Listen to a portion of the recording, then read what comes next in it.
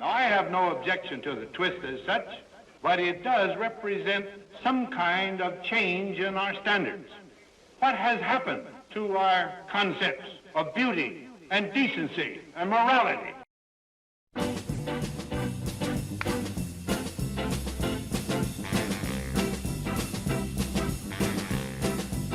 Well, they got a new dance and it goes like this. Yeah, the name of the dance is the Peppermint twist. Well, you like it like this, the Peppermint twist. Round and round.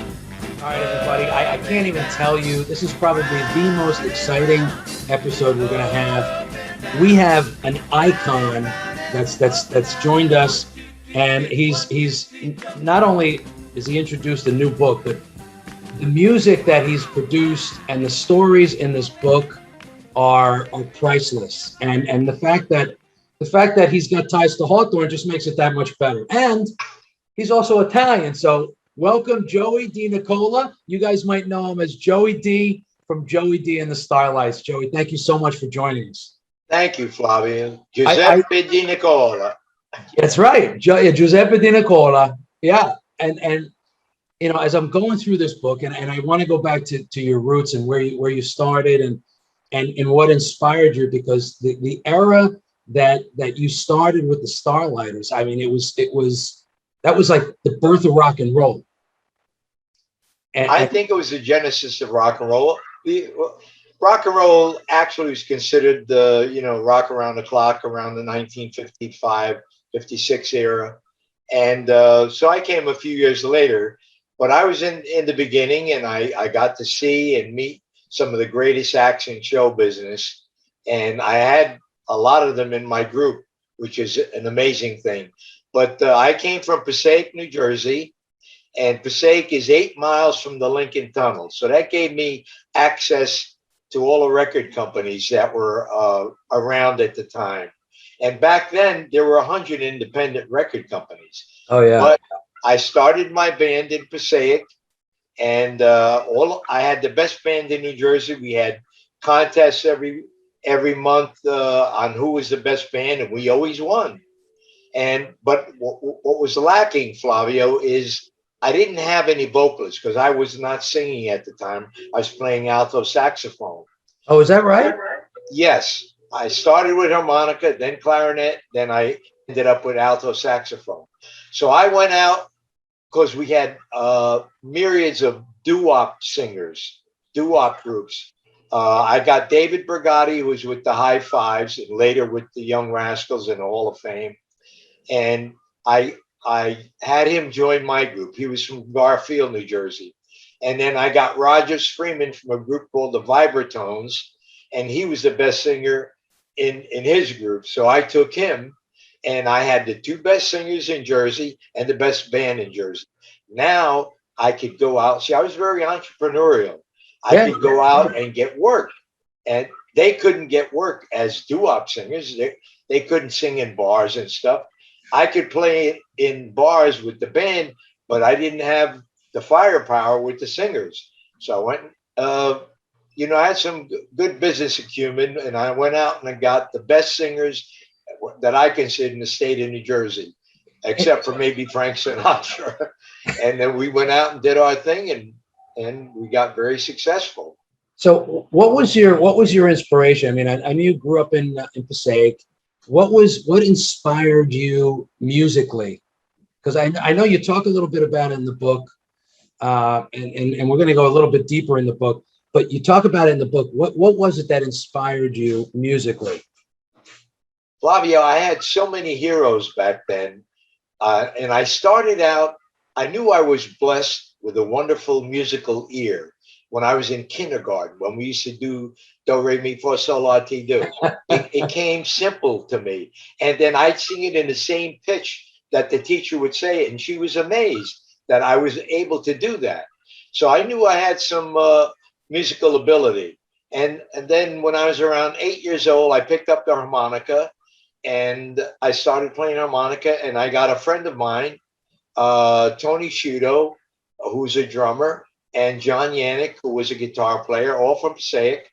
and we became the Thunder Trio, and we did Under Trio. and we were horrible, and that's what we sounded like. But we were having fun, and we didn't know any better. We're 8, 9, 10 years old, so it didn't matter. So you And, you had your first band when you were 8, 9, 10 years old. That's when we first started the group, and That's amazing. and I got a lot of my education in Passaic. We had the Polish People's Home, and I used to go outside on a Saturday night. They always had a polka night, and I'd go outside and listen to the music. And that was my first.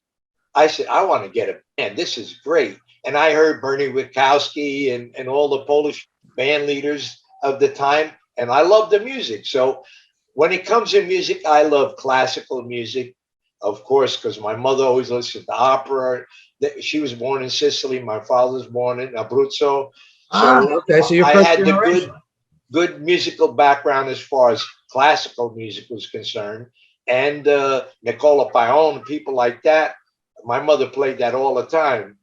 Carlo Butti, I know these are names that most people are unfamiliar with, Sure. unless you're Italian heritage and you're a little older. Yeah, yeah. But that was my inspiration. So I love that music. I love the polkas. I love country music. I come from a family of 10 children. I have 9 siblings.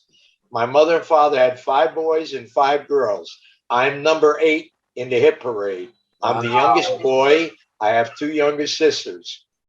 And so I loved all kinds of music. And my older sisters, it was during World War II, big band music. So I love big band music as well. And then I got exposed to R&B music. We had a candy store on Columbia Avenue, saying that they played R&B music. And I said, wow, this is great. I love this.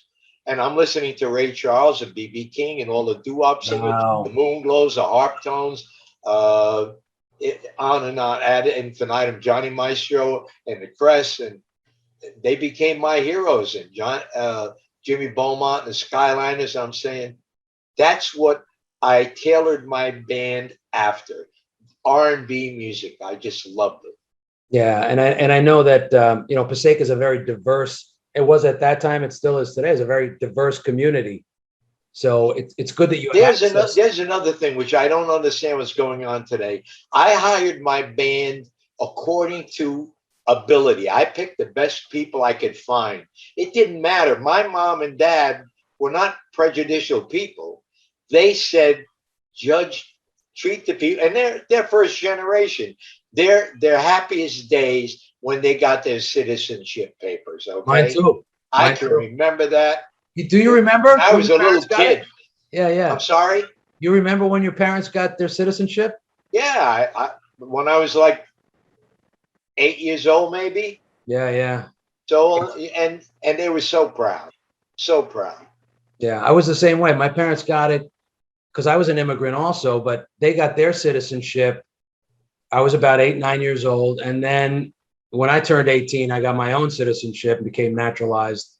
Yes. And it's a very proud moment. And it was never, just like we never grew up in a prejudiced household. It was whoever does the work, do the work. Exactly. And my neighborhood was an integrated neighborhood. One of the Shirelles lived right around the corner. She was best friends with my sister Angie. Is that right? Beverly Lee, yes. Wow. And then I got to meet all the Shirelles because I went to school with them in Passaic. Yeah. They had a hit record, and I said, wow, how cool is that? I'm just starting my band, and I'm saying maybe they can get me an audition with their record company, Scepter Records. And the woman that owned Scepter, Florence Greenberg, was also from Passaic. Really? So she did they got me an audition, and I got signed to Scepter Records before I went to New York and before the Peppermint Twist and the Peppermint Lounge. So I have a lot to be grateful to the Shirelles for giving me a kickstart in my career. How old were you when you signed with Scepter? When I signed with Scepter, I was 23 years old. 23 years old. Yes. And you've been playing. You'd already been playing since you were like 8. I had been playing since 8 years old, like I told you, from the trio. But one night, we were called Joey D in the band. We were at St. Anthony CYO. My first paying gig was the YWCA in Passaic. We did 2 hours, and there were 5 of us. We each got paid $5 each. And I said, "You mean you can make money playing music?" I was having a ball, and I got paid for it. How old were you? This is great. How old were you when you got that job? At the time, probably 17, maybe. I was still in high school. Amazing. So here you are, you're in high school. You realize, wow, you can get paid actually playing music and performing. Yes, it was amazing. That had to be a little bit of a jump start for you. Yes, and now how I named the group, now I'm starting to play at the Passaic Armory. I'm playing at St. Anthony CYO. They had a lot of dances, a lot of social activities for teenagers back then. I don't see that anymore. I don't know why they don't do it. They did have that.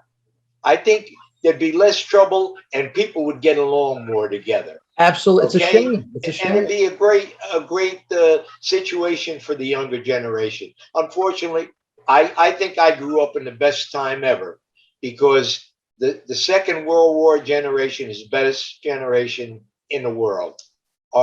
I have 4 brothers.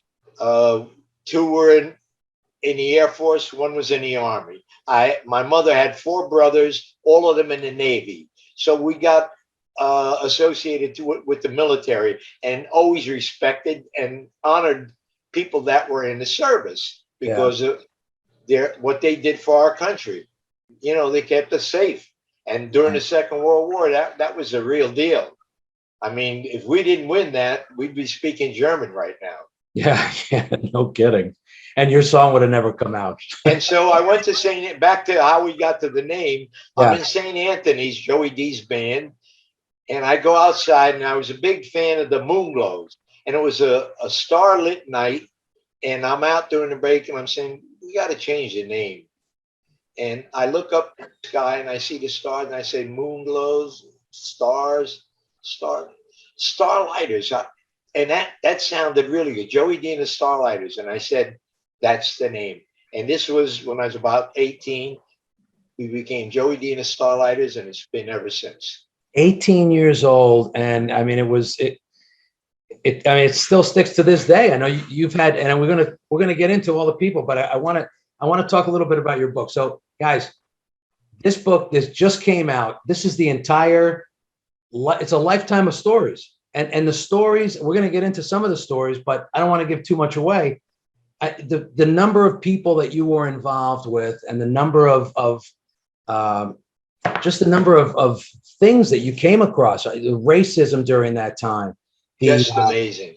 It's incredible. And what I love about your story, Joe, I'm going to tell you, is that, like you said, it was about talent. It was about who can enhance our music, who can fit in the band and perform and give it everything you got. It wasn't about color. It wasn't about creed. It wasn't about any of that stuff. Of course not. It was about music. Yeah. And what was going on and we all got along. In my neighborhood on Washington Place, Columbia Avenue. We played sports together, went swimming together. We shot pool together. We did everything together. It was like the Little Rascals. You know, we were integrated, and it was cool. And we never thought about it because, getting back to my parents and the wonderful way they raised the 10 of us, they were amazing. And just like Martin Luther King said, judge people by the content of their character. And when it came to music, I judged them by the content of their talent. Yeah. And that was my mantra. And that's what I went with. And that's how I came up with some of the best musicians. And we'll get to that, Flavio. I'm sure you'll get to that. Oh, absolutely. Some of the best and most famous people in the music world. Yeah. And ever. And for you guys listening and watching, wait till you hear some of the names of these Starlighters. It's absolutely unbelievable. Flavio, I can't believe it myself. It's incredible. All of this happened to one person. The people that I got to meet. And it's the timing. I always believe timing's everything. I was in the right place at the right time. I started playing the bars around Lodi and Passaic and Garfield, and they all had live music. And then one fortuitous night, I'm at Oliveri's on Route 46 in Lodi, and I'm playing normally, and this guy comes up to me. He says, "I'm an agent from New York, and how'd you like to play in New York City?" And that was a dream. I knew if we got to New York City, we'd make it. Somehow or other, we'd make it. Yeah, yeah. And he hired us in a place called the Peppermint Lounge, and we'll get to that. Yeah, the Peppermint Lounge. So when you started putting the Starlighters together, what was your thought? What kind of a band did you want to assemble? Well, I wanted an R&B style band, and what I did was back then they called people of colored colors. Okay, so okay, they were colored, but I called them singers and musicians. Right. Well, Rogers Freeman took us to a nightclub in Newark, New Jersey. When I say we, David Brigatti and I, and we were the only white people in the place. And I'm listening to live music, which I loved, R&B, and WNJR radio in Newark. That's the radio station I listen to.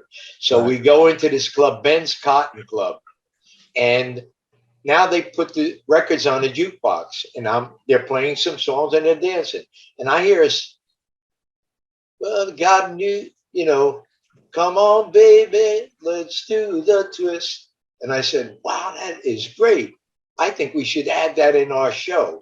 So I bought the record, brought it to rehearsal, had Rogers Freeman sing it in the show, and that became a big part of our show because people liked what we were doing. We were doing this the first time that people danced separately.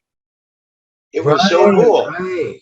In a lot of ways, maybe people, in the jitterbug would let their partner loose for a minute. But this whole dance was, you did your own thing. And that was why it was so successful, because you didn't have to be a great dancer. The simplicity of it is what made it.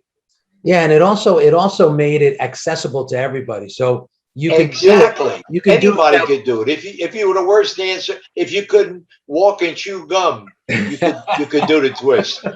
Yeah, and it was, if you went to a dance club, back then there were dance halls that you can go to. But if you go to a dance club and you don't, you're shy and you don't have anybody to talk to, you could sit on the dance floor and move around. Simple. And that's how we created this phenomenon. And my band was responsible for it. And I don't take all the credit, because without these great musicians and great singers, you would never heard of Joey D. Yeah, other than Joe DiNicola. But then I would have became. I went to Patterson State College for 2 years, because my goal and my mother's goal was I was going to be a history English teacher professor. That was my goal. So I went 2 years there, and then I took a 1 year hiatus. I said, because music was tugging at my heart. That was my first love. Yeah. And I said, let me take 1 year off, Mom. And if it doesn't work out, I'll go back to school, get my degree, and I'll become an educator. And she said, okay, but she really wanted me to be an educator. And so what I did was I took that 1 year, and in that 1 year, I went from all these bars and nightclubs in Jersey to the number one band in New York. That's amazing. Lounge, and that's how that happened. Yeah, and guys, you can see behind me are some of the highlights. I know you guys played. Those places, they're great. The Riptide. I played there with the Ronettes when I discovered them at the Peppermint Lounge. Now we'll get into a little bit of some of the famous people. Yeah. I'm playing there one night. The place is packed. These three young girls come to the front of the stage at the end of one of my songs. Can we sing with you? And they were so cute, and they looked great. And I said, let them get on stage. Even if they can't sing, they look great and they can dance. It'll be fun. So they get up on stage. I said, listen, the Shirelles gave me an opportunity. Now's my time to give back. So I said, let me give them a chance. They got on stage and did Ray Charles' What I Say and tore the house down. The roof literally came down on it. And they were so great. I hired them that night to be part of my group. And we went to Wildwood, New Jersey and Seaside Heights and all the local places. And we went as far as Ocean City, Maryland. Yeah, and I wanted to Whereas talk about that. when my eyes were opened, Yeah, because coming from Jersey, I knew there was some people that were racist in Jersey and New York. It wasn't only down south. We had a lot of that around here too, but I ignored those people and attributed that to ignorance. So what happened was to this day. exactly same thing. And what I did was we get to Maryland and we go to check into a hotel and the clerk says, these young ladies can't stay here. I said, what do you mean? He said, they can't stay here. It's white only. Maryland? I said, what do you, I never came across this before, racism. Yeah. So what we did was my brother Al was with me. He's from Hawthorne, New Jersey. He still lives there. 60 years he's been there at the same place. That's where I stay I'll be there Friday, matter of fact, when I come there to Jersey. And then Saturday I'm working in Red Bank at Count Basie Theater with a huge show. But anyway, so getting back to that, the owner of the club says the girls can stay upstairs. We have rooms upstairs, but there were no beds. My brother goes to the Army and Navy store and gets 3 cots. The Ronettes are sleeping on 3 cots above the club, and they were cool with it. Had I known better, I would have resented it and just said, no, this is not going to work like this. But they were fine, and we were there. So I said, okay, let's do it. Later on in my career, other things happened that were unacceptable to me. And you'll read it in the book. Joey, the Peppermint Twist Chronicles, it's not only a musical book, it's a historical book. It talks about the time of being in America in the early 1960s and the people that I met and Vietnam and all the other things and the racism that I encountered because I had the integrated band. Yeah. And it's amazing because, and you can see it back here. You can see when you guys played Wildwood. I love that. I would love to have copies. I don't have any. I was not a saver. Unfortunately, I don't have anything other than what my sisters and brothers, they say, collected over the years, and they gave it to me. I'm going to send that to you. Oh, wow. That's amazing. I'm going to send that to you because it's or give them to Kimmy. I'll pick them up. Oh, that's right. You're going to be I'm coming up Friday. Absolutely. I'll give them as long as you sign the other ones. And if you like, I got to sign a book for you. I didn't sign that for you, did I? No, and that's what I want to say. Guys, listen, this book is available on Amazon. And Joey is gracious enough. If you guys buy this book, we're going to give you the address and I'm going to put it in the forward as well. And they can go on my joeyd.com website and click right on there. Do that. That'll save you a few steps. Do that. So go to joeyd.com and you can find out what Joey D's up to, where he's going. Joey D's still very active. Like I said, I'll be at the Count Basie Theater in Red Bank, New Jersey on Saturday, October 2nd. So I'm looking forward to it. I did it every year until this devastating COVID came along, and every one of us knows somebody who they lost a family member or a friend or somebody they knew. It's just an awful scourge on our country. Yeah, I know, and I know you performed in Atlantic City not too long ago. Exactly. COVID, and is your son? I noticed. I did a little reading. Are your son and daughter? Are they performing with you? Well, I have my oldest boy who lives in Hawthorne. So here we go. Another connection. See Joey Jr. He's the third. My father was Joe as well. So I'm the second. He's 3, and he plays keyboards. So he'll be with me on that job, but they supply other musicians as well. And I'll do my songs, Peppermint Twist, What Kind of Love, Shout, and a few others. And guys, go to joeyd.com, and you know what? Order it through joeyd.com. You don't have to go and buy it anywhere else. Order it through joeyd.com. And the other thing is that you can mail the book down to him in a prepaid envelope, and he's going to autograph it for you. Exactly. Be my pleasure. And what I want to tell you two things I'm extremely proud of. Number one, coming from New Jersey, because there's a certain attitude. We all have it. Absolutely. And if you're Italian, it's even a little more over the top. But my other most important thing, my biggest accomplishment is having an integrated band in 1962 with the #1 record on Billboard record compilation. Yeah, you were one of That's the biggest thing I'm proud of. You were one of the first to integrate your band and to not, if you had to turn down a gig, and you read it in the book, if you had to turn down a gig because they were being prejudiced about your band, you did. You walked away. They hired all of us, or they hired none of us. That's how I look at it. I love that. And God bless you for that. And the Peppermint Lounge, the people that I met, Flavio, I'd go there on it. Merle Oberon was the first one to come in with Charlie Knickerbocker, and it's all in the book.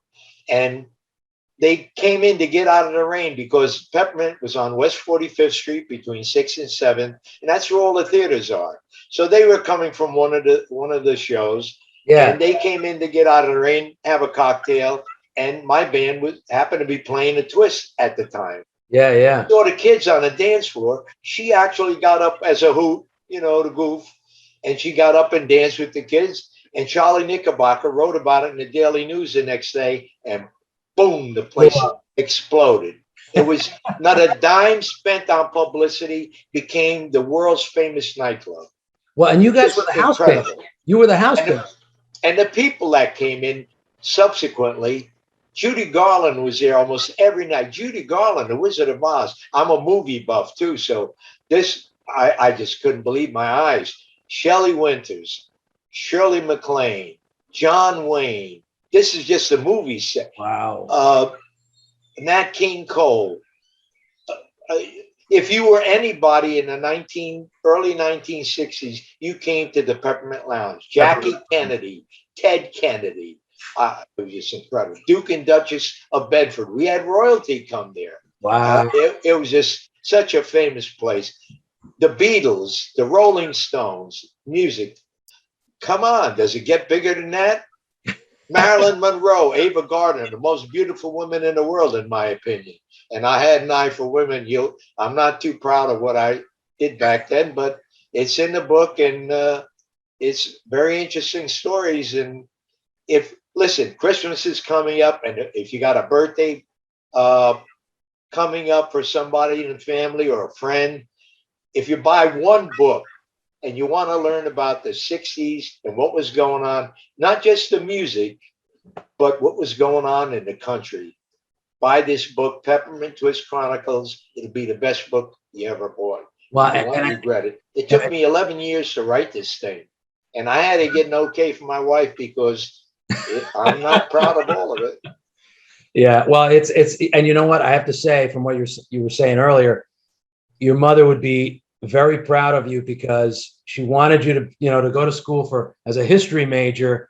And here you literally highlight the events of it. And to me, the 60s was the most influential decade in so many different ways in society, I concur. Artistically.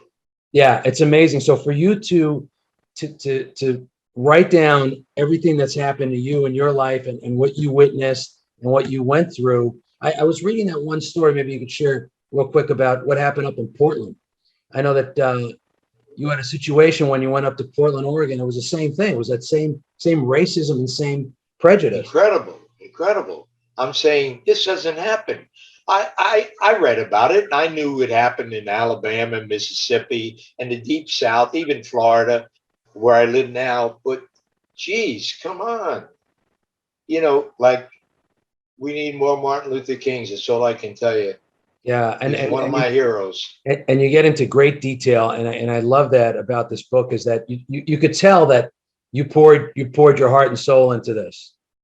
Yeah, and it took me a long time, but you know what? It comes from how you grow up and where you grow up, Yep. and how your parents teach you.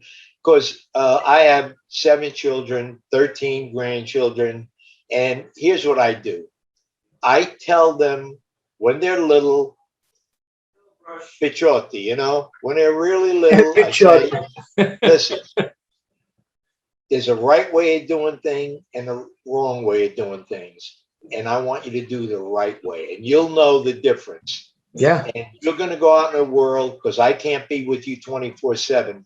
But when you're in the house, you're going to abide by my rules. This is not a democracy in the house. I'm a dictator. Okay. And you're going to do it my way, the American way, the Italian way. And we respect each other and we love each other. And nothing's more important to me than my family. Amen to that. But when you go out in the world, you respect people and you treat people and stay with the people that are nice and good and stay away from the other kind. Right. That's it. That's my mantra. And thank God they listen. Well, and I want to talk a little bit about the Starlighters, because your band, which has been around now for almost 60 years. 60 years. Over 60 years. Yeah. Well, we can go even further to Thunder Trio. That's 70 years. Yeah, right. And I have friends, Flavio, for 80 years, since I was like 3 years old. All right. Is any of the other Thunder guys around? Tony Sciutto, who is still practicing law. Wow. His father made him leave the band because he wanted him to get a real job. That's in the book. I read that in the book. So Tony Sciutto, he goes to St. Peter's College, graduates, goes to Seton Hall Law School, becomes an attorney, joined the U.S. Marine Corps, became a captain, came out of the Marine Corps. He became a Superior Court judge in Bergen County. I mean, he has a wonderful resume. Every time I go to Mohegan Sun in Connecticut or Atlantic City or any places in New Jersey, he gets up on a stage and he's my drummer. He's my first drummer and my last drummer. And he gets on stage and plays with us, and he's still terrific. And he's a wonderful, wonderful person. Here's a guy, we started the group together, I was 6 years old. He was 5 years old. We went to Lafayette School number 6 in Passaic. That's awesome. Well, shame on you, Tony, for giving it up for law school. Right. And the other guy, John Yannick, became a policeman in Passaic. Unfortunately, he passed away. But then I got David McLean, who became assistant superintendent of schools in Passaic. And he's a guy of color. So he's a great guitar player. Vinnie Correo, who was also a great guitar player. He played for Ella Fitzgerald. I have 3 guitar players, 2 in the Hall of Fame. 1 got an Academy Award. You want to hear that, Flavio? Let's talk about your Starlighters. Let's talk about some of these guys. Yeah, incredible. I put together a group called They Became the Young Rascals. They were Starlighters. I had my own nightclub in New York City in 1965, and that's when I hired Jimi Hendrix. He was known to me as Maurice James at the time. That was his real name. That was his real name, right? Yeah. And then he became James Maurice. He had a lot of aliases, but eventually, Italians know about aliases.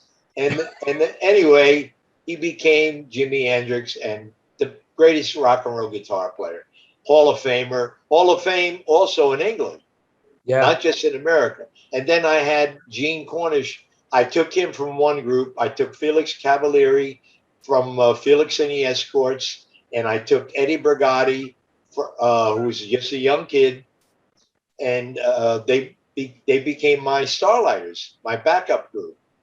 And then they sounded so good together, they made their own band, and they became the Young Rascals, Hall of Famers. They got Dino Danelli. He's the only one I didn't have, but I knew Dino very well. Sure. And these are, once again, all Jersey except for Gene Cornish and Felix. They were from Gene was from Rochester, New York, and Felix was from Pelham, New York. So, but close to the city, Felix was. And I saw Felix at the Choo Choo Club in Garfield, and I said, "Wow, this guy is great."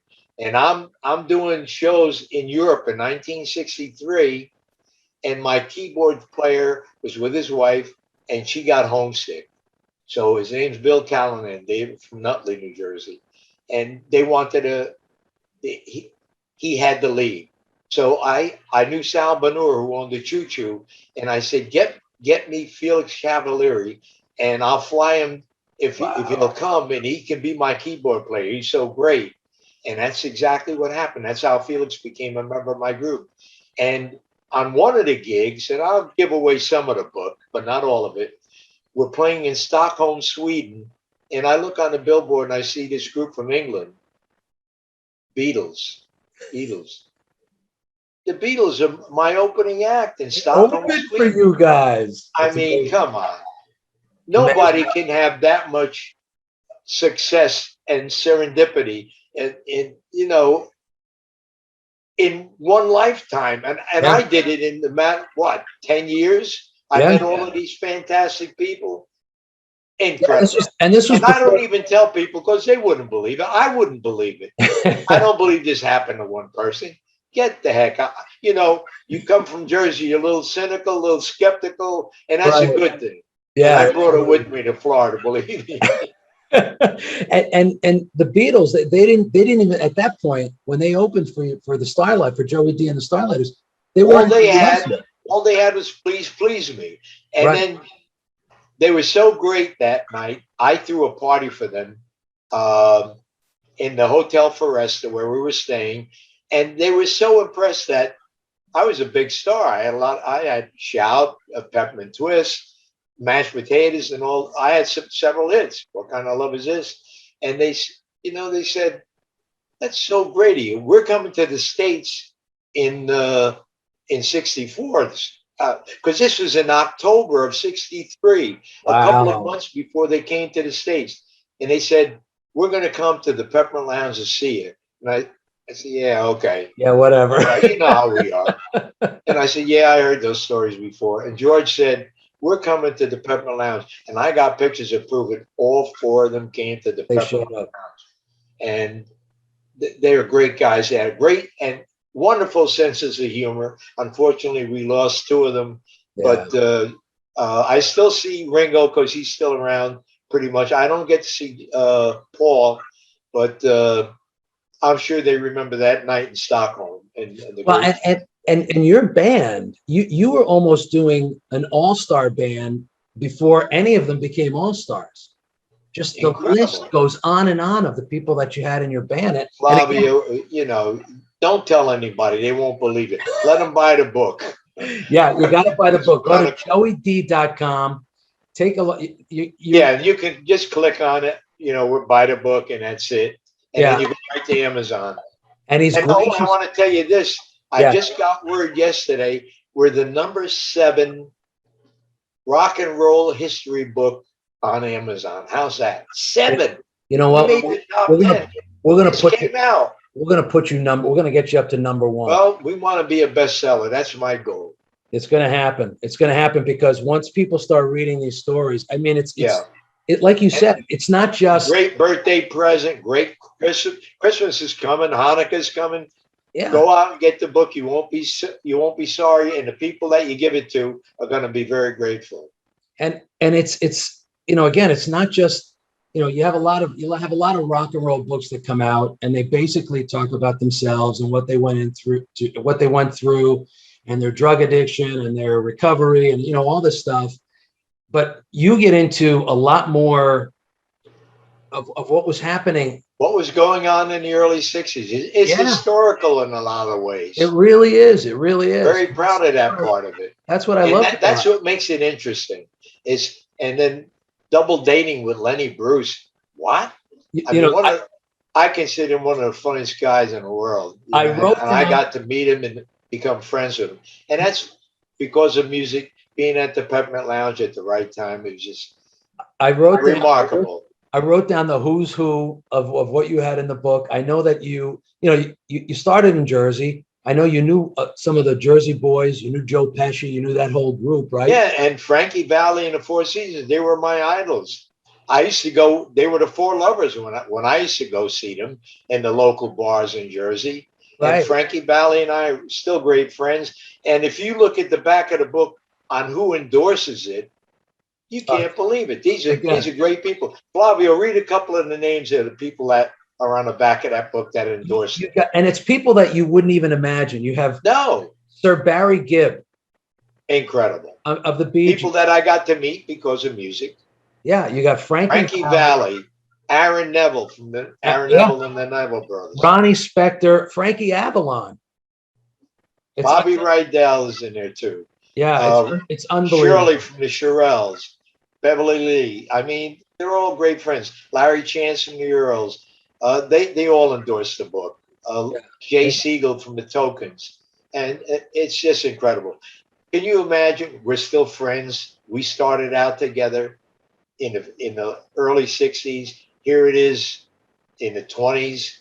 Still friends 60 years later. But see, that's testimony to who you are, to who they are. It's amazing. And I know I want to touch on one last thing before we sign off, because I know how busy you are. You're going to be coming up to Jersey. And hopefully we'll get a chance, at least I'll get a chance to shake your hand and thank you for taking the time to talk to us. Oh, it's my pleasure. I know it's incredible. And the signage you have behind you, remarkable. I'm going to give I wish I could have saved those. I'm going to give this one. I'm giving this one to Kimmy, so she could drop it off at her dad's house when you're. That's so nice. Thank you so much. It's my honor. Believe me. I want to talk about one last thing. Oh, that was another name that came up, was Sammy Davis. It's a who's who list of all these people that you met and played with. I told you I can't name all the people that came into the Peppermint Lounge and that I met. Peter O'Toole, this one, that one. Get by the book. I'm telling you, it's not just about music, and you're going to learn about what goes on behind the scenes in rock and roller's life. I was a rock and roll star for 15 minutes or whatever, but I lived a life, and I'm not proud of a lot of it. But what went on historically, and the racism that took place, and I like to think I broke some of that barrier down. Absolutely. And I had a lot to do with it. No question. I'm very proud of that. No question. And I love there's a whole section in here where you talk about, when you encountered the mob, because, we see the movies and we hear the stories. You lived the story. Yeah, I encountered it. And they owned my record company, and they owned the Peppermint Lounge. Genovese family. There are 5 families in the city. And I can say it, that's who really owned it. And they owned I never got paid any royalties for my records. Very, very minimal amount.